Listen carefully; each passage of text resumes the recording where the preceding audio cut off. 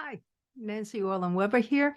And I was just looking through All Nature Speaks, a book I wrote, Conversations with Pets and Wildlife. That golden squirrel and that deer are actually friends. I want to show you one photo. It was really hard to photograph my friend Tink. So Tink, as you can tell, takes from my hand. This is my hand. And I had a little bowl of peanuts and shells on my lap, and Tink would not do that. Waits for me to give the best peanuts. And a squirrel on my shoulder watching Tink, waiting patiently. And the other chipmunk who jumps up goes, "Oh, wait a minute, I have to take turns." Yeah, I know. I love it. It's one of the happier stories in my book. Many of them are happy, like a very simple one. A woman named Dr. Ruth, friend, many years. She got on the phone with me about something. She was at the stable of a horse. I'm only remembering a little piece of it. It's in the book. And when they were finished, she saw that one of the horses were being led to a truck for meat slaughter because they couldn't fix it. And she was devastated. So she turned to the guy who runs the place, who knows me, apparently, I think, at that point. And she said to him, "Can I ask Nancy and just see what?" "Yeah, sure." And I'm on the phone, and she tells me the name of the horse, and I go, "Kidney infection." I have to tell you something. Maybe you do this in other ways or do it in this way. Sometimes I just say things, or a lot of times I just say things. I have learned that by taking notes over the years, they were real. And it would always shock me. Now, it's not 100%.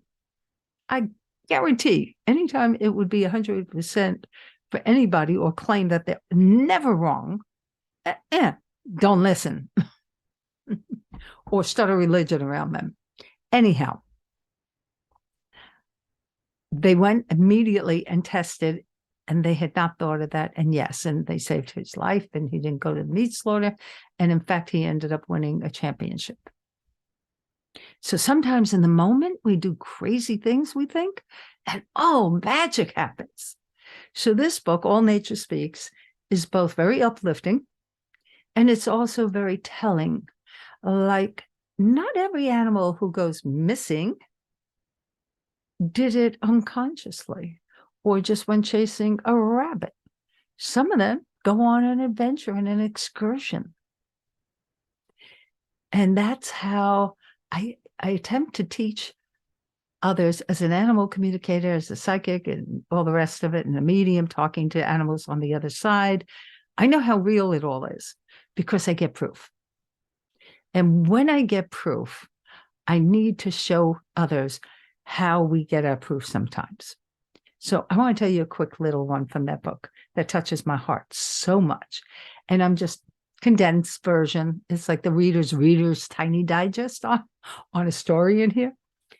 A woman had a dog on the other side and wanted to know how he was doing. And all of a sudden I get this image of, love and wonder, and it was beautiful. And then I got this hysterical thing of, and I love getting dressed up all the time. She always dressed me up in different things. And I had so much fun. And I'm thinking, oh my God, how do I say this? So I tell her, and she goes, "Let me show you something." And she comes back with photos of the dog dressed up for every occasion, different costumes. And you can see happiness out of that dog's face. And I thought, wow, we never know, until we try and care to help out. I never would have thought that, because I have to tell you, my daughter dresses up not like that, but she'll put a moose hat on for Christmas for some of her animals. So she's got a lot. And she'll put sweaters on when they're cold, But I've always looked at the dressing up as, I never did that. I was a rescue agent, animal rescue agent in Morris County years ago. And my job was, I pointed out cruelty cases. Oh, what fun.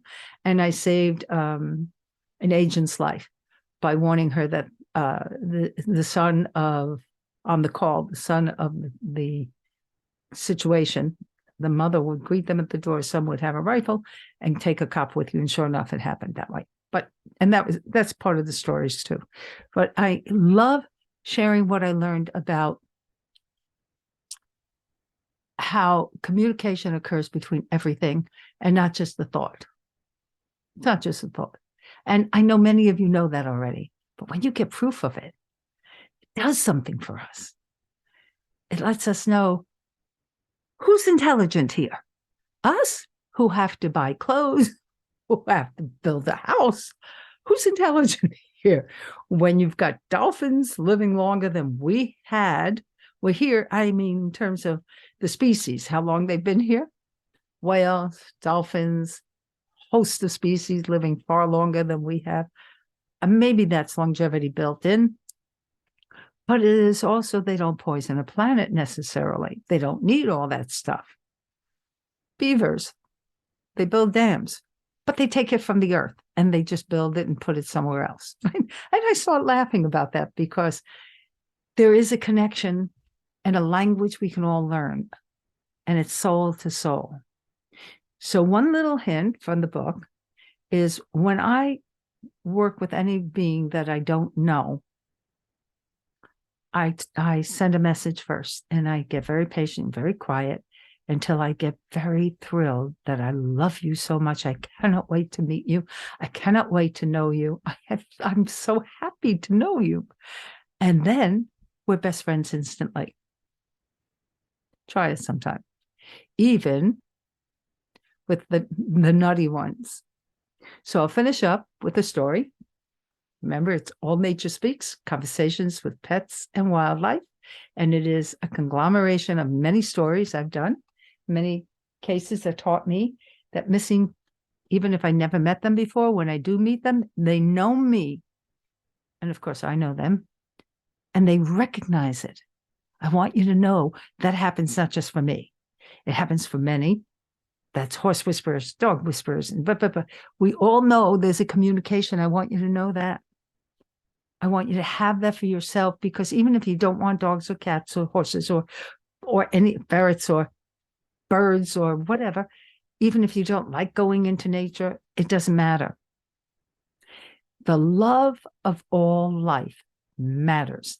The connection to all, whether we're happy to be with them or not, we need to accept we are part of all life. And so I hope by reading this, you will find pieces of it that you resonate with and go, oh, I do that. And if you don't, and you read it and you go, I never even tried that. Okay. So I'm going to share a little story with you about me.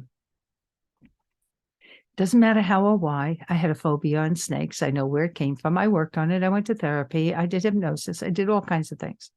And eventually I was able to see a snake in cages. Hated it. But I wasn't terrorized, which was it was no longer phobic. I just didn't want to ever have to encounter it.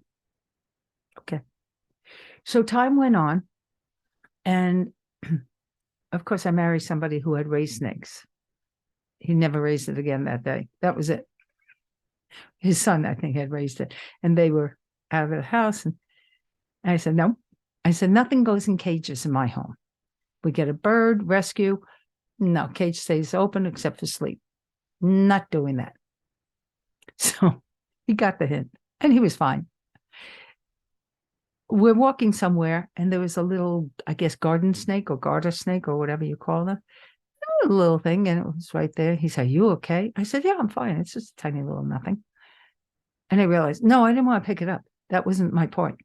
But I had gotten rid of the extreme mask of fear, because that's what a phobia is, or extreme fear is. It is masking, because they're not to blame. Even if it's a history ancestrally somehow that people in the past died from snake bites, and I inherited that information. I don't care what it is. in this life, I don't want to leave this earth when I leave it frightened of anything. I want to love, period. So I'm scrolling on social media. Yes, I don't do a lot of it. I do about 5 minutes. And if it's more than 5, I get mad at myself and I shut it and I go, no, you got work to do. Get back to it. And you want to write and you'd rather do all that. So anyhow, I kept scrolling past this thing with a cobra, and the header said something about this man risked his life to save this cobra. And finally, I got up the courage and I said, I have to look at it. And it was incredible. The man understood that the cobra could not contain its natural nature to strike when something came near it. That's its protection. And so he knew how to handle, and he was called into the village when they found it was entangled in something that was killing it, and they didn't want it to die, but they were terrified of it because they honor all nature. So I watched him feed a bottle of water to the snake, and how the snake was so grateful and waited and waited and did everything it had to do to stay alive while he released and cut and did everything he needed. By the time I finished that, I was hysterical, crying in joy for the snake. And I thought, good. I understand that it has nothing to do with my fear. Just as when I worked in an acute psych unit in the South Bronx back in the early 70s, where we had a 10-day crisis intervention, and we made history because I could see behind the fear. And part of that is because I knew my fear had nothing to do, and not only snakes, but anything I was afraid of, any voices or what, loud, potent, powerful, whatever. I was shy, I was introverted. I came out of my shell for others. And what I saw was, if you go past the hallucinations, if you go past the obsessive compulsive behaviors in a lot of people, behind that there are roots. And if I can get to the root with them in a loving way of connecting with them and offering friendship at a level of just unconditional loving, that wounded piece of them, they can rebuild the trust. It's a broken trust, almost always is, whether it's with the people, whether it's with how we treat the planet, and they inherited some of the toxic matter in the utero, which is very possible. Absolutely. There's so many reasons. So I suggest a fun thing. If you read the book, I want you to read it from what you could do. Look at those ideas and think of all the highlights in your life of when you made discoveries. I don't care what the discovery is. You do. You need to. You need to recognize you. You need to see, oh, that was amazing when I stood up for myself on this, or when I didn't know how I knew certain understanding. It's not all psychic, right? It's making the connections inside us to make the connections outside us. And I think some of the wisest beings that are our teachers, and that's why the headers of every chapter, horses are my teacher, cats are my teacher, dogs are my teachers, fish are my teachers, right? They're all our teachers. And so you can be your own teacher and student. It said, I don't know where we read it many years ago. I have no clue where I did. But it's the teacher and student are all inside you, both. And I took that as, yeah, I believe it. Because I can look back and say, well, how did I do that? How did I know that? That's not the conscious me. What's operating here? I know you have it also. You have to. You're alive. The word psychic comes from a Greek word that means soul. Isn't that great? So, bless every soul. Enjoy yourself. And my book's on Amazon, both of them, and they're both signed copies at my home. Take care, everybody. Have a blessed day. And thank you for joining.